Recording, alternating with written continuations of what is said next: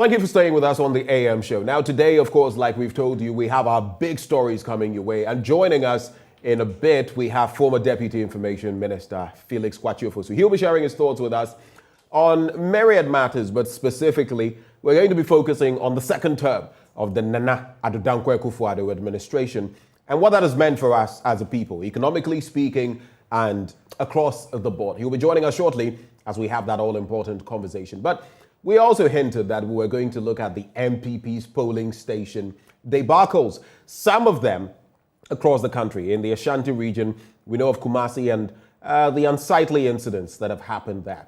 Let's take a look at this.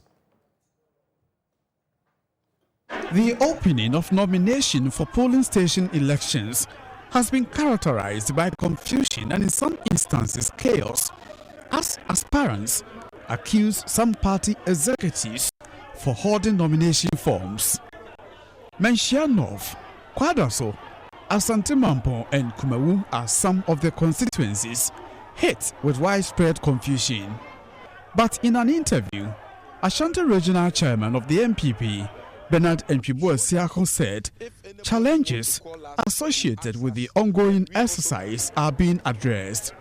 According to him, additional nomination forms have been received from the national headquarters for onward distribution to the various constituency election committees. This, an extension of date for the polling station elections to February 25, 2022, will help address concerns. I have received a lot of petitions from some of the constituencies and concerns. Like we don't get forms, we are looking for forms and stuff.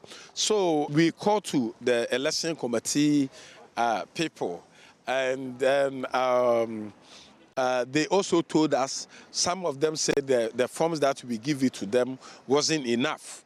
I called to National for General Secretary also to bring me some forms. The Regional Secretary, Lawyer Kwame Adumapia, at the moment, he has given a communique to all the election committee in the constituency election committee to come to the region to come and pick the form. So we have instructed that the Ashanti region, our polling station elections will start from 25th, so that even if we can't solve all the problem, we can solve the majority of the problem. Meanwhile, Mr. Bernard Ntwibu-Esiako has appealed to members of the constituency election committees to give level playing field to all aspirants, as he assures of a free and fair process.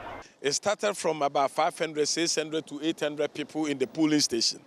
And the NEC and the National Council give me only 25 per polling station. So what is available for me as the party, once there is no law, there's no sin. So the law that the NEC and the National Council has given to me is 25. So I'm going to make it available for them to have this 25, for them to compete there. That is why I say we will try to make it fair as much as possible for them to have it. But we are still talking to the election committee executives in various constituencies for them to make it fair for everybody to go. From Kumasi, for JoyNews, Hoimiteria reporting. The NPP says it is, stretching the closure of nominations. It has dispatched a team of officials to affected constituencies on a fact-finding mission and warned that party functionaries who are found to have played any role in hoarding the forms will be sanctioned. Freddie Blair is national chairman of the party. The party has been monitoring the process keenly since it started. Notwithstanding all the adequate preparations to ensure a smooth process in these elections, there have been reports of pockets of incidents happening in some of the constituencies. A few are Kede constituency, Menchia North, Bosmasi, Bosone from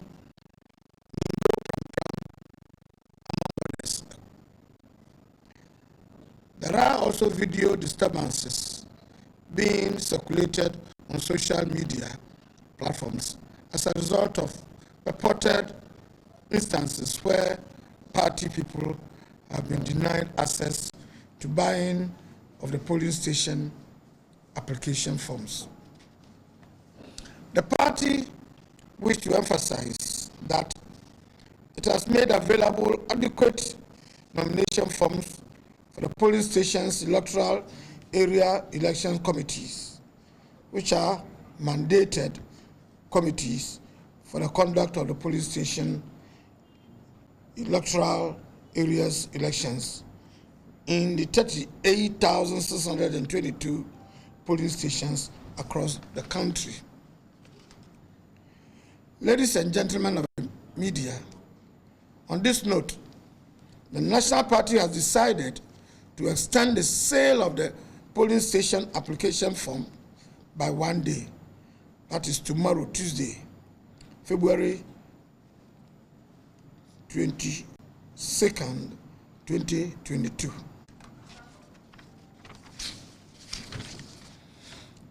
The national leadership of the party is per this press conference directing all polling stations, electoral area, electoral committees to make available the application forms to all eligible party members who wish to partake in the polling station elections. It is also assuring all eligible members that the party will take steps to ensure that application forms are made available to them.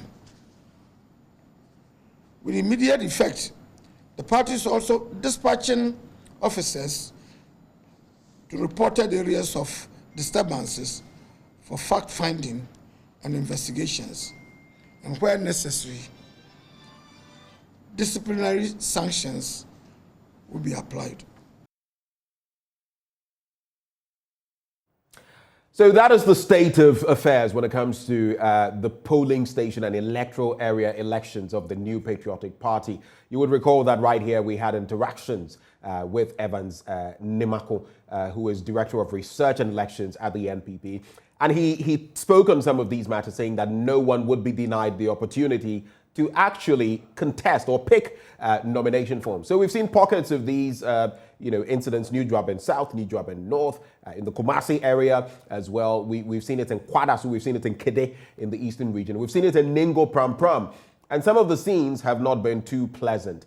So today we're going to give you a bird's eye view of what exactly has been happening across these polling station elections or nomination forms being picked. And like I indicated earlier, the party has decided to extend the deadline so that those who are affected can actually pick up the forms. You just heard from National Chairman Freddie Blay. You had also heard initially from Chairman Wuntumi, the Chairman of the NPP in the Ashanti region. But we've been asking the question about why people are so keen on picking up these nomination forms. You would realize that it percolates up towards the National Delegates Congress. And so those from the polling station and electoral areas, of course, will feed into the constituency level. And some of them just might be in pole positions when it comes to the constituency elections. That feeds into the regional. And from the regional, then we would go to the national, where national executives of the party, from chairman to all the other positions, will be elected, following from which we will have the party's Congress proper, where the presidential aspirants will face off, and the one who comes up tops will then represent the New Patriotic Party in election 2024. So we are going to then proceed from here. We've laid the bed for this conversation, and we're now going to interact with some of our guests on this all-important matter. Evans Nimako is NPP Director of Elections and Research. Mr. Nimako, good to have you join us on the AM show. Good morning, sir. Good morning. It's a pleasure having you. So we interacted on Sunday, and here we are again. You did mention to me on Sunday that no party member who genuinely wanted to pick up forms would be prevented from doing so. Looking at... Please come again. Can you hear me now? Hello? Evans Nimako, can you hear me? Yes, please. Okay, good. I'm saying that on Sunday I interacted with you, and you indicated that no party member who genuinely wanted to pick up nomination forms would be denied the opportunity. Yesterday we heard from Freddie Blade, the national chairman. Do you feel that caps off this entire enterprise? The extension you have given, do you feel it will be enough for all these people to pick up nomination forms? Well, thank you very much. Thank you for the opportunity. What I will say is that we as a party, tasked the elections committee to ensure that prospective aspirants are not denied. And this has been stated clearly in the rules and regulations that have been given out.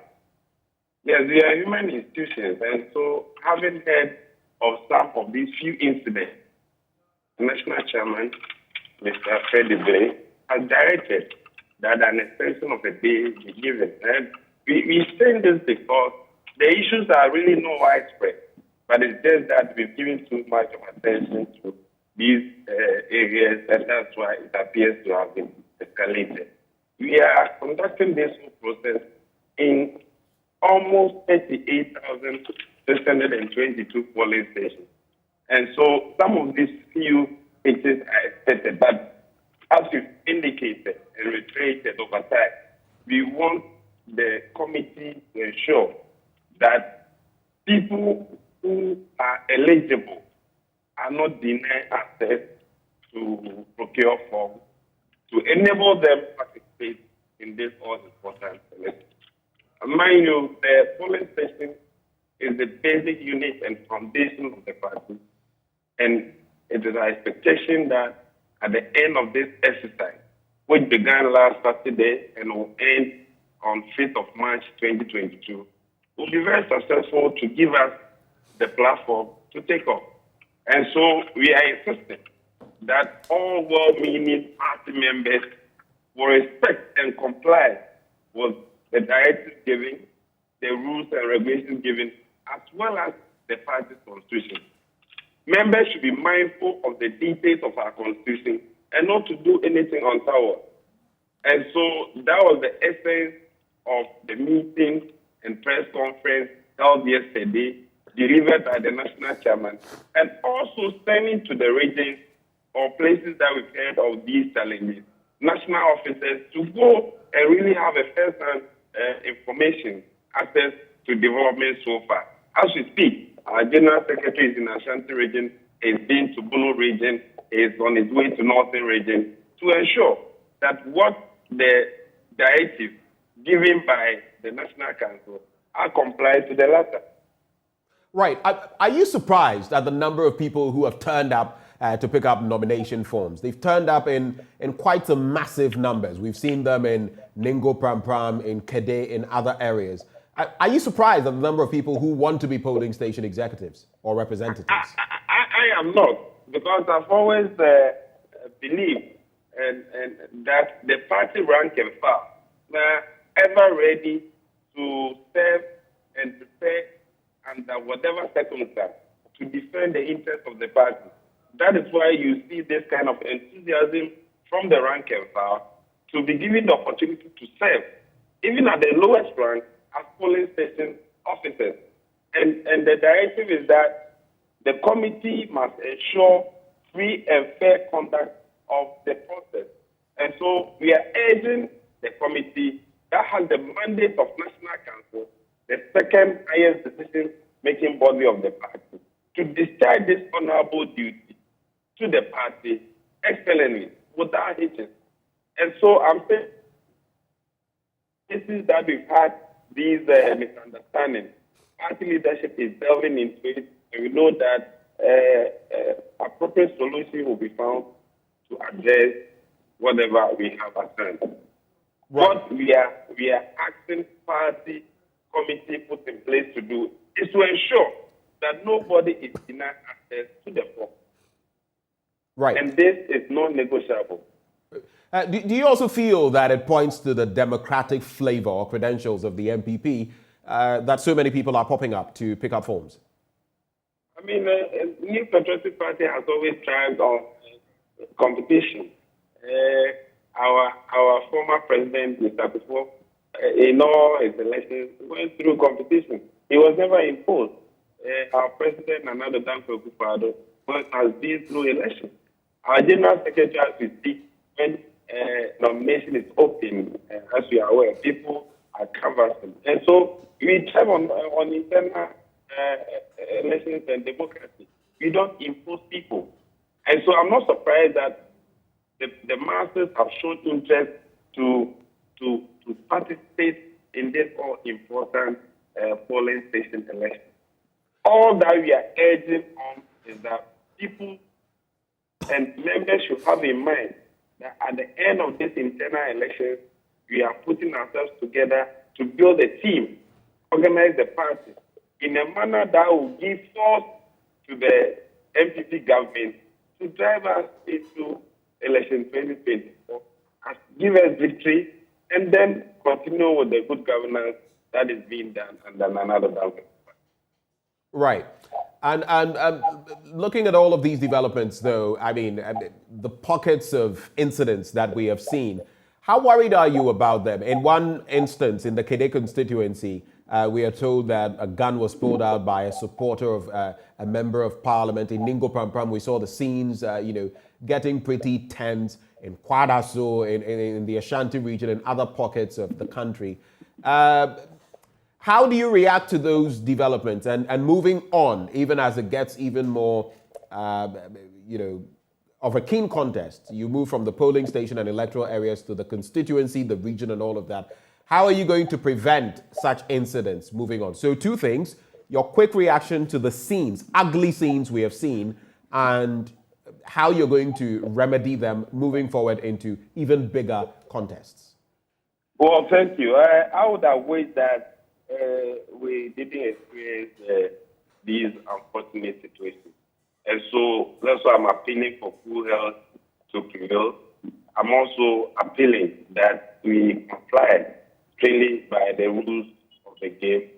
I think from today onwards, you won't experience any of these misunderstandings because leadership has taken notice of these challenges and appropriate solutions have been prescribed. And it is hoped that people will go by the directives given and work towards party interest.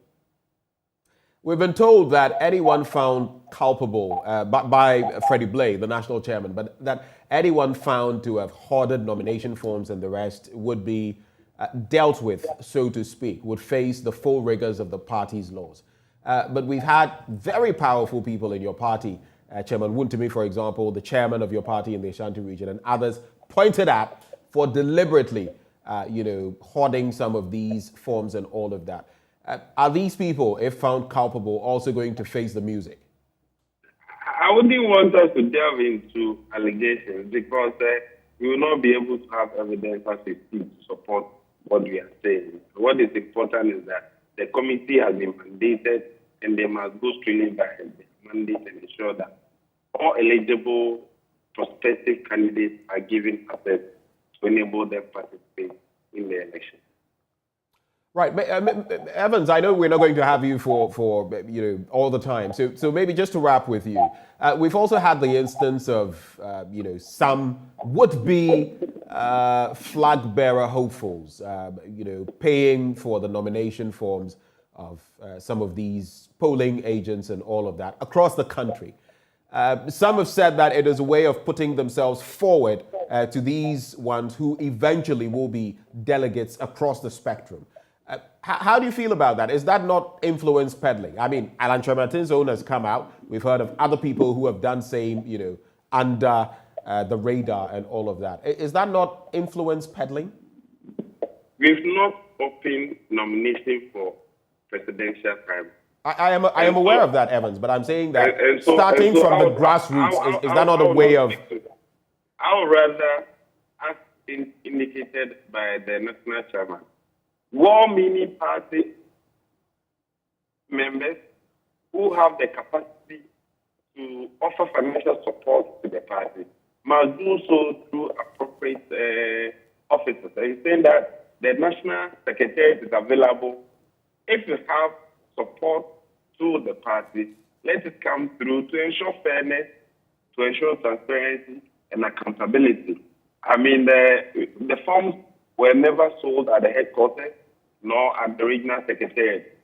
The forms are all being handled by the committee. The forms were given to the committee by the national secretariat. And so the appeal to well-meaning party leaders or members who have what it takes to support are welcome, but it must come through the party's structures, i.e. the national secretary, so that proper accounting systems will be put in place to ensure fairness as it's indicated. So yes, I've heard that that quantum has been made, but it never came to my attention. And so I'm unable to stick to it. But the appeal is that people who have what it takes to support the party financially must do so through the headquarters. Right. Again, I know I said I would wrap, but I cannot, I would be remiss to let go of you without mentioning this. No, I'm ready for you. So right. let's have the conversation. Since this borders on electoral matters and then the fortunes of your party in Parliament, there's been this poll conducted on the Member of Parliament for Dome Kwabenya, which cites the fact that she may not be courting the sort of favor as she would ordinarily have enjoyed on the back of her absence, persistent absence from Parliament, and that she's falling, out of favor. What is your quick take on that development, as it bodes on elections as well, the electoral fortunes of your party and the passing of... Are you talking about the research by Global Info Analytics? Yes. I think my quick reaction to it is a survey that is biased. It is biased? Yes, that the foundation is very weak, that the manner with which the research was conducted raises too many questions. Right. And really, the researchers themselves, their first time of conducting such a survey, and I'm saying this because they took sample size from 34 constituencies across Ghana. 34 constituencies, and sampled about 2,422 population. And if you look at the 34 constituencies, 19 of those constituencies, New Patriotic Party lost. And they are saying that they did random sampling. And I'm saying no, because you don't go into NDC stronghold and come back to say that you were able to capture more NPP respondents than the NDC members. But to focus on Dome Kwabenya, which is where I'm throwing the light. In the Dome Kwabenya area, that all the 10 electoral areas were covered, and the poll interviewed a total of 587 voters in all 10 electoral areas of the constituency. I mean, how do you react to that? In Dome Kwabenya, they covered all the electoral areas. This is not the first time. I'm saying that the first time they came out, they did a survey in 34 constituencies across Ghana. Right. And the 34, 19 of them, the New Patriotic Party lost. Okay. And they are saying that in those 34 constituencies, they captured more MPP respondents than NDC. How can you go to NDC stronghold and speak to more MPP members than NDC? That's the basis. And I'm saying that I don't want to say it's a bogus research that they published. I mean, if it is bogus, you can say it. I mean, if that is how you genuinely feel. Credibility. I mean, I've read research reports We've conducted internal research. We've done research by ourselves. It's not, they are not, I'm saying that this is the first time they are conducting polls that they will populate to represent a national field. And if you look at their methodology, I'm saying it was weak. They said they did random sampling. I'm saying it's purposive because you don't move into strong areas of NDC and come back to tell us, and you want us to accept it, that you were able to speak to more NPP respondents than NDC. And on that basis, whatever they've done in Dominic Abenya is weak and cannot be accepted by the new patriotic party. Whatever advice they have, they can take it to the NDC. I mean, if you want to conduct an objective and credible research, that is not the way to go. In the first place, that research they did, who commissioned them? And if you seek to advise the new patriotic party, we've not commissioned you, and you publish results that your sample methodology is wrong in the first place, you want people to take it? No. Just to clear the air, though. Wasn't credible. Right. Just to clear the air, though. Your own member of parliament for Asin Central, Kennedy Japong, has also called out Adwoa Safo. How do you react to that? On the back of saying, if you don't agree with the poll, at least some of your own members of parliament are calling her out. How do you feel about that? People may have their view, but I believe in processes. I believe in the procedure. Okay. What is the law saying about an absentee MP? What does the standing orders of the parliament say about an absentee MP? What is the constituency saying about recalling MP? It doesn't lie in one person's mouth. It lies in the mouth of the masses of the people who voted the MP into parliament. Right. And so we need to go through the processes. You may be angry, but that is not the solution. The solution is the dictate of the law. And the new patriotic party is a law-abiding party. Right. I am. And so I will not jump into his hasty conclusion. But I'm saying that the research that has been published by the Global Info is baseless, it's not objective, there's no credibility to it. Okay. Evans Nimako, thank you so much for your time with us, for engaging us. All right. We also have Dr. Asa Asante, who joins us via Zoom. Doc, thank you for your patience. Thank you for staying with us this morning as we discourse on these very pertinent matters on the show. Thank you for joining us, Doc. To you, Ben. Great. And Dr. Kwame Asa Asante is Dean of the Institute of Local Studies. Thank you once more. What is your quick take on these latest developments, the sort of, mass movement for nomination forms, for polling agent forms and electoral areas as well, of the NPP, and the sort of fisticuffs and fighting and struggling and people getting their clothes torn in Ningo Prampram and other places, people pulling out guns and all of that. How does that, what is your take on that? Yeah, Ben, thanks so much. But a quick correction. I'm not a dean of local government. My center is Director Center for European Studies. Thank you for the correction. No problem. I'm cool with that. Ben, come straight to it. It's unfortunate that we are seeing such an ugly spectacle in the political system, especially within the NPP. Very, very unfortunate.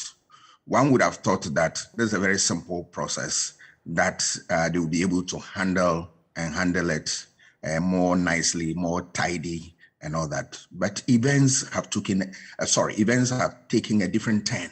And now we are getting something that you and I don't want to see or know. Very unfortunate. But I'm not sure that's the wish of the holders of political power within that party.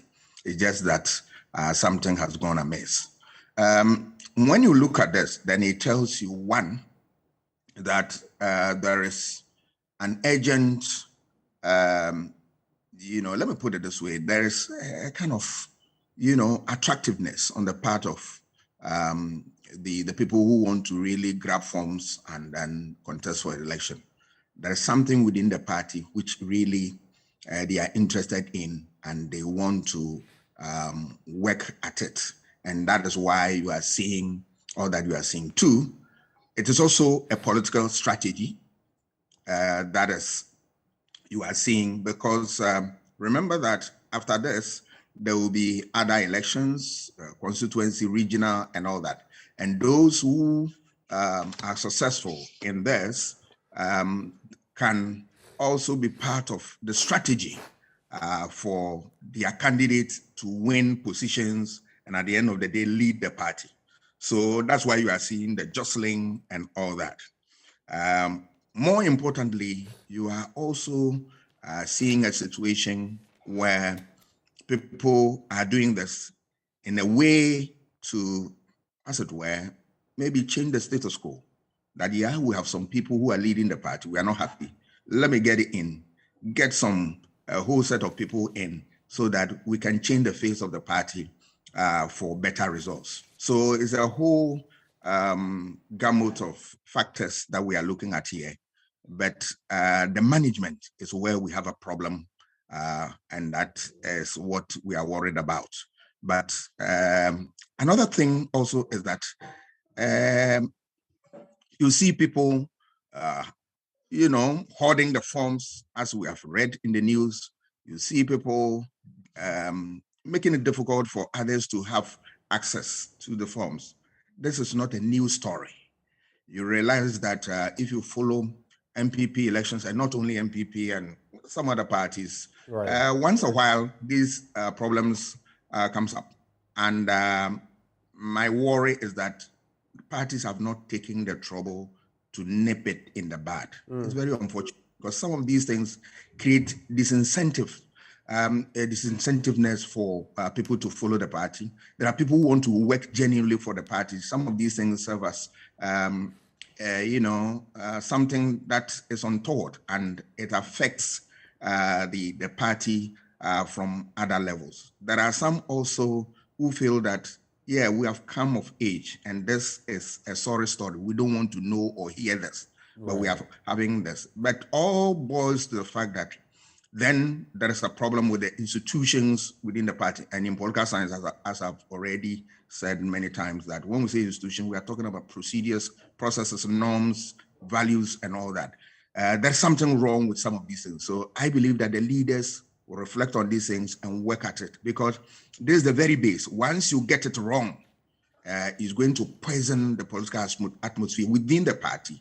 And if you don't take care, it can have a boomerang effect on the whole electoral processes in the party. And talking about poisoning the atmosphere, if you listen to the rhetoric, what some of them said about the fact that they felt they were intentionally being sidelined, about the fact that they felt some hands, unseen hands, were manipulating things from here and there. It was almost as though there were puppets and a puppeteer, pulling strings here and there.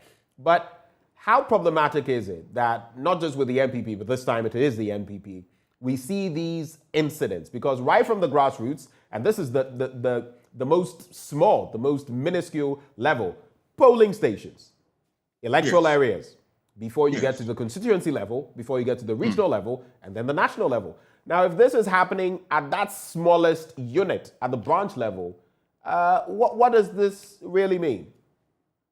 Yeah, what it means is that people want to have their leaders put into office at the end of the day, because let us remember that at the end of all these processes, from constituency, from polling station to constituency to regional and all that, at the end of the day, we want the party members want to get some people who will represent them at all these levels, so that at the end of the day, they get their candidate through to parliament or to lead the party. That is all there is to it. So it's a political strategy, but except that it's not handled very well. So there are people behind this who think carefully. I'm not talking about the violence that we are seeing. They are not. That's not what I'm talking about. It's an aberration. But there are people who are working at it, looking at it, and look, let us make sure that we win this place, we win the other place, so that from one level to another, you have your reps throughout, so that they can carry the exercise to its logical conclusion and you get what you want. Let us remember that when you have people in all these places for you, it strengthens your authority within the party, right? And it gives you the necessary support that you need in order to pursue any agenda that you want. So it's a whole mix factors that we are seeing here, but the management is what we are worried about. And of course, polling agents are crucial to the fortunes of any party in any election, whether parliamentary or presidential, because if they sway a certain way or if they are not opposed to do what they have to, it could be inimical to the fortunes of the party. But how do you react to the fact that there have been so many accusations of leadership of the party in different regions being complicit in terms of hoarding forms? The Ashanti Regional Chairman of the NPP has been pointed to. Others have been pointed to as well, almost as those who say even members of parliament have been, cited as being complicit in this matter. How does that, create problems for the NPP moving forward? Because again, this is just the start of the process. There are others to follow.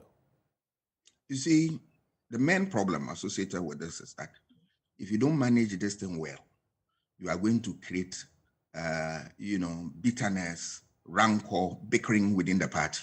Because when some people feel that there is a cautious effort to prevent them from getting the forms and from standing and contesting for the election, right, then whole atmosphere is poison. People will not trust the electoral process, and you create the environment that you need to create. We lose that. So it is important that the party looks at it carefully if they really want to break the eight, because once you go on this tangent and people get ruffled by this, at the end of the day, you are likely to have independent candidates born out of this process. Right. Those who will not be able to go through the process, and they realize that it was a deliberate effort by those who were supplying the forms and all that. Then they will go for as independent candidate. That affects the party's fortunes. There are some who will say that, well, if you don't allow me to contest or have the forms, as it were, then I'm also going to work to undermine the system, so that at the end of the day, all of us will lose and all that. So it is a murky situation, but I believe if the party want to deal with it, they must respect the institutions that they have created, the processes, the procedures. And it goes with sanctions. Anybody found culpable, you should be able to apply the whip. You don't have to favor anybody. You crack the whip and you discipline the person, so that at the end of the day, you don't encourage others to do that. When impunity sets in, then people believe that, look, it's free for all fights, and that doesn't bode well for a meaningful democracy as we see in the NPP. Well, you took the wind out of my sail there when you started talking about breaking the eight, because I was going to ask you about what impact really you felt you felt this could have on the NPP moving forward. But in terms of cracking the whip, we've heard from the national chairman, Freddie Blay, who has said that anyone found to have been involved in the hoarding of forms and other matters that have put the party in a negative light will be dealt with. But from where you sit, looking at the fact that in these parties we have juggernauts, untouchables, so to speak, the likes of Chairman Wontumi, I mean, who doesn't know what clout he has? Yes, he's not at his most popular from the last election in terms of the Ashanti regional head, but he still is a huge figure in the NPP. If he, for example, was found to be complicit, do you think the NPP, as it stands now, wanting to get re-elected in 2024, would be able to crack the whip, like you say? You see, democracy, if you really want to succeed and you're applying sanctions, you don't have to look at faces. You do it according to the dictates of the rules of the game. It will be difficult for them to crack the whip if you have such big fishes who are found culpable. It will be difficult for them, let's face it, because if you don't take care, you are going to incur the wrath of others within the whole party. So at the end of the day, if care is not taken, it's going to end up as a mere rhetoric that they will sanction, but virtually those who are the big fishes, when they commit such offenses, the party will not have the courage to deal with the situation as it's supposed to be. But you see, all these things go a long way to undermine the very institutions you set for yourself. And then you create opportunity for people to foment trouble, create an enabling environment for the party to exist. The party has done its bit, and that is why it is attractive today. So I believe that, yes, as much as they want their followers or their supporters to get to where they want them to get to, they must be careful about the institutions that have brought them this far. Right. If you work against them, I'm afraid, when you get to the highest level, say constituency election or election of the flag bearer, you are going to have crisis on your hands. Right. And that you give opportunity for your opponent to look at that, campaign against you and all these things that are going on. Political communication strategies are taking note of this and then building messages on all these things. For you to win any meaningful election, you need a strategy. And the strategy, once you get the basis wrong, it feeds into those who develop messages. Right. You, apart from strategy, you need relevant messages that resonate with people. And these are some of the things that if you get yourself embroiled in, you lose focus on looking at the right message that will really hit people for them to give you the vote. And above all, you need resources. Right. People who have resources and they are affected negatively in this will not be able to lend their support to the party and all that. So I believe that the party leadership should take a critical look at this and then handle it the way that it ought to be dealt with, so that at the end of the day, the party will remain strong and then fight for the next election. Dr. Asah-Asante, my final bit to you. I ran this by Evans Nimako, Director of Research and Elections with the NPP. He had his take. But for you, noting the fact that the likes of Alan Tremartin and Dr. Baumia, so Minister and then Vice President, who are said to be key contenders when it comes to the flag bearership slot of the party, who are said to be in a pole position. They are purchasing these forms for, for the polling agents and all of that. They are coughing up the sums and, footing the bill. Do you feel that is influence peddling? And do you feel it is right for the NPP to be accepting that? I believe that these things must be governed by rules and regulations. And it feeds into all manner of problems. So if you really have any resources, there must be a proper channel through which you can pass these things through to the party to support the party, as it were. Once we are not getting that, then you mean there is a missing link with regard to what institution that regulates the conduct of people in this direction. This can generate a lot of problems, and it can, affect the credibility of the party. So I believe that the party should look at this and deal with it in no time, because this is not the first election. You are going to constituency, you are going to regional and all that. If care is not taken and this thing gets replicated to the other levels, you are going to have a lot of problems that you spend a lot of time to deal with it, whilst at that time you could use it for other meaningful exercises. So they need to handle this thing very well if they really want to up their game and then make sure that people respect the rules. But some of this problem has come about as a result of the fact that there's some leadership have also, through certain statements and certain actions, have undermined the very institutions they've set for themselves. And that is what is playing out. They need to take this thing seriously if they really want to break the eight, because it's not difficult. It's not easy to break the eight. There are a lot of work you need to do. You need to work to support the party so that the party can leave a legacy that whoever emerges as a flag bearer will stand on it to compete for elections. You need to also maintain your fold within the party, so that all the time you have numbers that support you.